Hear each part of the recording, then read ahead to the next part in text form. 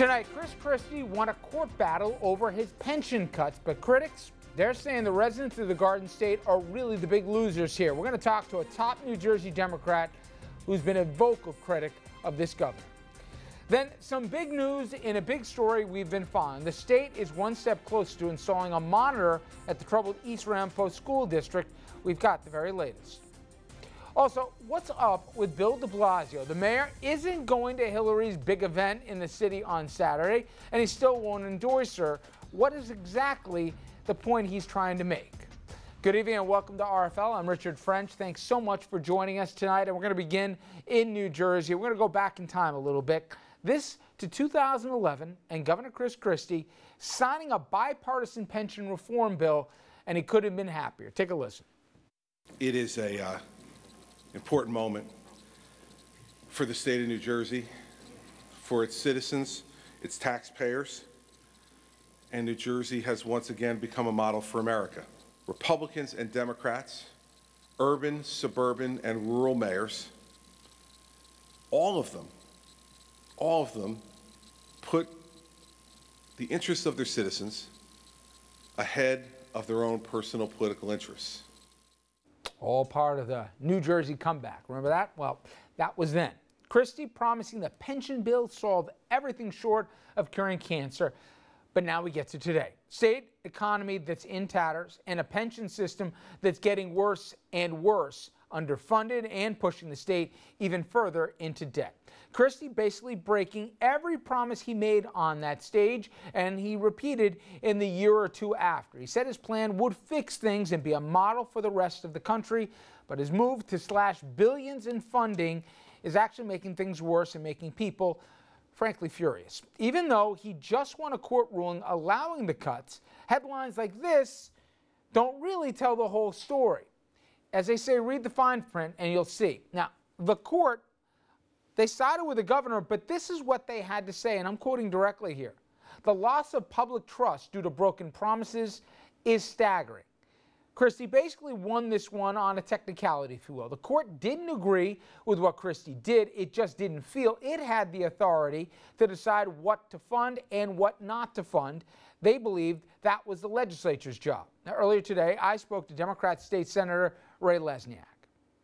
All right, well, before we get into what the court ruled or didn't rule on, in addition to being obviously a legislator who was involved in making this legislation into law, you're also an attorney. So let me ask you, in your eyes, did the governor lie? And more importantly, do you believe he broke the law when he didn't fully fund the pension liabilities as he agreed to when this was enacted a few years ago? Well, first of all, I voted against this reform. I voted against it for two reasons. It wasn't negotiated with the unions.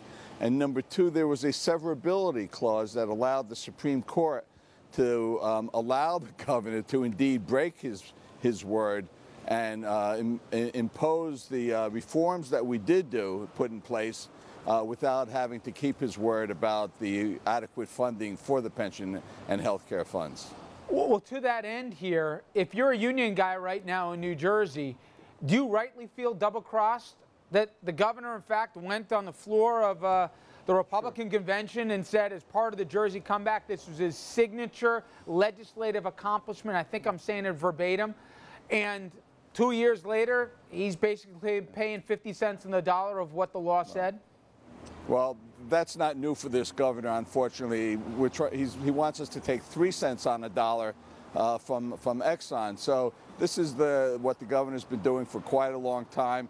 It's caught up with him, with the public, but unfortunately, union members and their pensions are put in jeopardy because he will not fulfill his obligation. But it's our responsibility to fill it now. Okay, you saw the court's ruling, 5-2. But it was interesting, both the majority and dissenting opinion, what they said. They said, Senator, that the loss of public trust due to broken promises is staggering. But here's what I'm confused about. They're punting it back to the legislature. And we also know, no matter how you look at it, the math is bad. That bipartisan commission said that if this thing were fully funded, by next year, 23% of the total budget would go towards paying the pension obligations, and it would cause huge cuts to education and down the pike. So two things. Why should New Jerseyans have any confidence that this thing's going to get addressed and fixed? And secondly, at what cost? Well, certainly, as long as Governor Christie is in office, they shouldn't have any confidence, but we're going to put it on his desk. Indeed, we can raise revenues without even increasing new taxes just by going after multinational corporations which have avoided paying corporate business taxes for many years. Indeed, Exxon made $3 billion last year in revenue and paid zero taxes to the state. So there's a revenue source there that we can make substantial payments to the pension funds. We still will have to sit down with the public employees and negotiate reforms. But there's no way that they can trust us without us making a good faith effort to ensure the integrity of their pension and health care benefits. Hey, Senator, just how bad is the shape of New Jersey's finances? You guys have had 9 credit downgrades. Nobody thinks that there's an easy fix that won't come without pain to this. Give an idea to the public who's not going to read the entire budget here and there's not going to read Moody's report on you guys. What is the health of New Jersey's economy right now, really? Well, it's not good, and it hasn't been good for a while, and it's been getting worse. We need new revenues, and a millionaire's tax would help with that. Making multinational corporations pay their taxes instead of avoiding them like they do in Greece would be very helpful. Making reforms in government that I talked about with health care and pension benefits, and we can also make government more efficient. There's no doubt in my mind there are hundreds of millions of dollars inefficiently spent in education and in corrections. It may be as much as $1 billion. So we have to make all those efforts to put the state on the right track for the future. Well, Senator, I know you're really busy in Trenton right now, and I certainly appreciate you giving us a few minutes. State Senator Ray Lesniak, thank you again. Oh, thank you. All right, let's bring in our panel. Richard Brodsky, former Democratic New York State Assemblyman, now senior fellow at Demos and professor at NYU. Dominic Carter, political journalist and author. And Andrew Whitman, our senior political correspondent. Guys, thank you very much. And Richard, must be nice complaining about somebody else's legislature after a while instead of Albany. But this is why people hate politics. I mean, if I could have Exhibit A, forget the crooks and all the rest, somebody gets up in front, juts out their chest and says how great things are going to be, takes credit for it and says, here we are, and then 24 months later, never mind, and completely goes back on what they say. You're expecting me to defend this? No, I'm not expecting you to defend Christie, but this is the kind of BS that drives people crazy. People made concessions. People gave in. Look, it's worse than you're making it out to be. Oh, they also have a huge infrastructure problem in New Jersey. He took $3 billion from a tunnel so at some point, responsibility, political as well as economic and social, will land smack on his desk. That he was able to get through an election with this hanging on fire like this is really the interesting and strange problem. There is a fiscal problem, but there is a trust problem. Why would anyone negotiate a deal with Chris Christie ever again? I don't, at some point, it's almost like he's given up on being governor. He's focused on running for president. I don't think that's going very far. It's interesting because I spoke to a couple of people today close to him who say different. I'll get to that in a second. But Dominic, a lot of people were surprised by how the court came down on this because the court could have said, time out. A deal's a deal. You got to make the payments. And then they either would have had to decide where the cuts would have come from a civic standpoint. What would have been better? To say, I don't care where you got to find it. We'll do it for you if you don't. But the payments, you got to live up to your end of the deal, the letter of the law, in effect.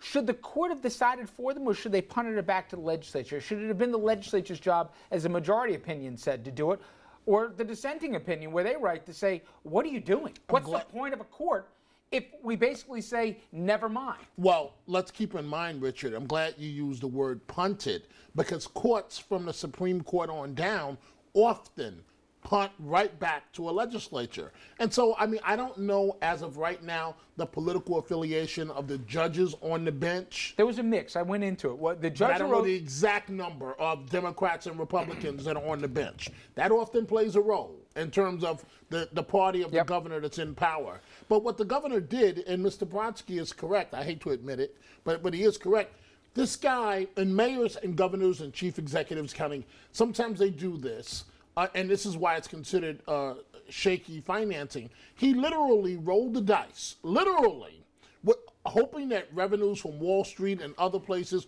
would be there. As you said, he took all the credit for this, and then presto, the revenues were not there.